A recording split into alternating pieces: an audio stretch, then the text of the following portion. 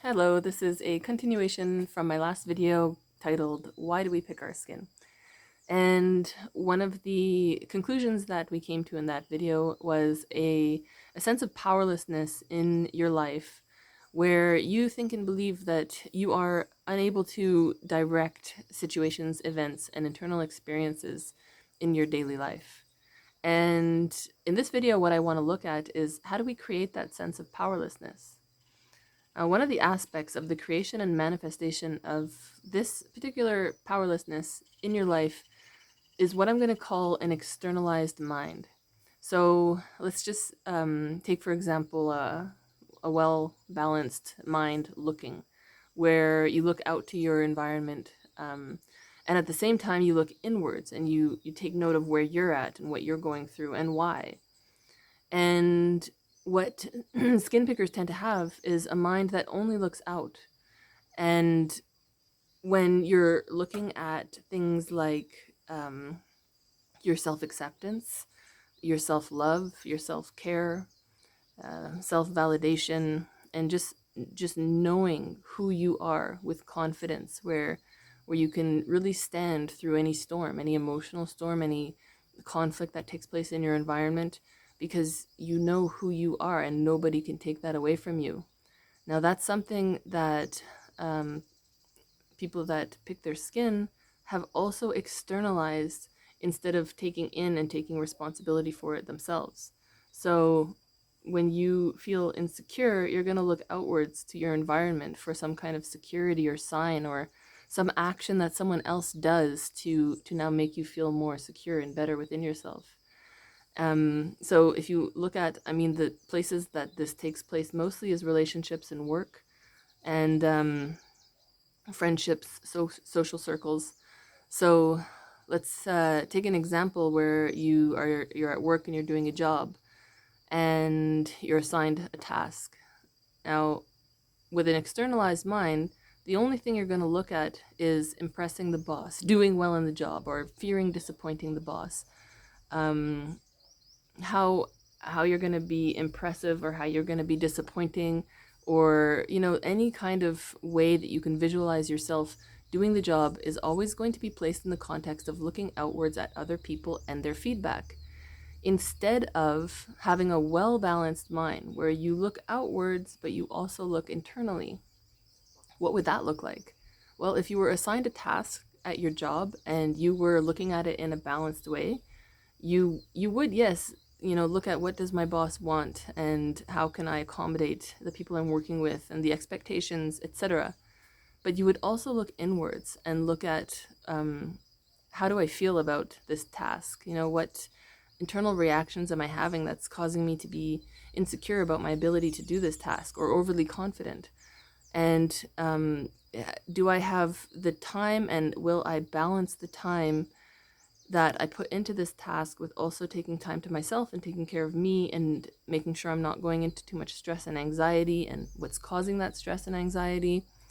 And you would end up scripting a way forward where you're taking into consideration both yourself and your own issues and points and challenges that you face as a result of who you are, and making a way forward that takes that into consideration, as well as looking at the external and the expectations and the requirements and scripting a way forward with that as well, and combining the two so that you end up working in such a way where you're managing both yourself and the work. Because with skin picking, dermatillomania, excoriation, there is it's going to feel like a higher level of self-management than what you perceive others have to deal with. And this is just a result and consequence of acting and behaving a certain way over time that has accumulated to a lack of self-management, where this should kind of be a natural thing. It's just not for people with skin picking. It's been completely externalized and placed on the outside world and people, where the only self-management that takes place is always looking at what can I do to get the feedback I want, where the self, the who you are, the you is not really taken into consideration at all when you set out to do anything. Now, I'm using a work task as an example, but this could be in relation to your relationship with your partner, and how you manage the household, and how you um, move forward in your relationship, where it's like everything that you do is designed to get certain feedback from your partner so that you can feel accepted, loved, secure. All of these things that have been externalized instead of having the balance of looking internally and managing yourself, where you are actually standing as these points for yourself. And that can be, looking at the starting point, so the reason for why you do the things you do in your life and your relationship, and bringing yourself into that starting point and making it about you equally with a consideration of the other.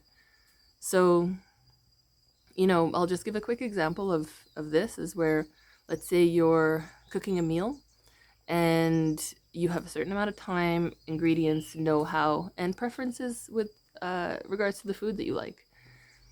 And you put aside all of those points, which are your self points that you need to consider. And instead, you only bring in your partner. When will my partner be hungry? What will he or she like to eat? How can I please them so that I can get the feedback, the approval, and the validation of care and the love that I seek. So what happens is you'll function in a way, this is just an example of cooking a meal, where the entire meal and the cooking process can actually be quite compromising to yourself, because you didn't have the time, you didn't have the proper ingredients, you don't actually like the food that you're cooking. I mean, you didn't even consider that stuff. You only considered what the external environment, and how they would be pleased, and the feedback you would get from them. Could be partner, parents, dinner party, children, whatever. The example is just a simplified example of how it is that we function, where we end up creating for ourselves a not so nice experience. I mean, it could end up being very stressful and anxiety laden and disappointing. I mean, if you put so much into the external and making what you do about getting feedback, then you're going to constantly, first of all, end up disappointed and live in this fear and anxiety that you're not going to get that feedback, because people in your world and the external environment is something that you can't control, and is something that is going through its own processes, and the people in your world are dealing with their own issues. And what happens is that we take it personally when they're not able to give us the feedback that we desire. So if you're seeing the solution coming through right now as to what changes you can make to incorporate yourself and have that internal looking mind, where you're balancing your external and internal looking when you set out to do anything in your day. I mean, this starts from the moment you wake up to the moment you go to bed, where, we are waking up and wondering everything about the external environment, and how we're going to feel, and not looking at what we need to do for ourselves, and what we're dealing with ourselves. And the last point I'm going to make about this is that the feedback that we get from our environment is also passing through the filter of our perception. So, you could make a meal and your partner could be very happy and pleased with it. But as that feedback passes through your perception filter, you're starting to think things like, oh, he's just acting pleased, or she's just acting pleased to satisfy me, because, I've created this relationship with this person where I actually demand a certain feedback all the time, and this person is constantly playing into it. And then that breeds resentment, because you are never quite sure if the person's feedback is honest, and it almost turns into like this paranoia of the feedback where nothing's ever good enough. And that's just the reality of it, is that it won't ever be enough, and it won't ever fulfill you and satisfy you and give you the things that you're looking for, because it's not coming from yourself. And in fact, the way that we're functioning is that we are absolutely rejecting ourselves and not accepting ourselves and not loving and caring for ourselves when we act based on the starting point always of the external, of the other people, of the situation or events. We're not taking into consideration ourselves, and that is like an internal self rejection. So we're constantly living in this very unpleasant, miserable state of almost being not included in reality by ourselves. We're doing this to ourselves. We're not including the who we are into reality, and therefore we don't really have a say as who we are. We only have a say as this character that's pleasing and seeking and demanding feedback to regulate their internal emotional state. So this is the second part of this question: why do we pick our skins? And this powerlessness that we feel, because each and every single human being is actually powerless when it comes to trying to control the external reality. Where our power lies is how we manage ourselves inside ourselves and how we develop ourselves. So I'm going to leave this video at here for now, but there's another one coming to expand upon the point of why we pick our skin. Okay, thank you.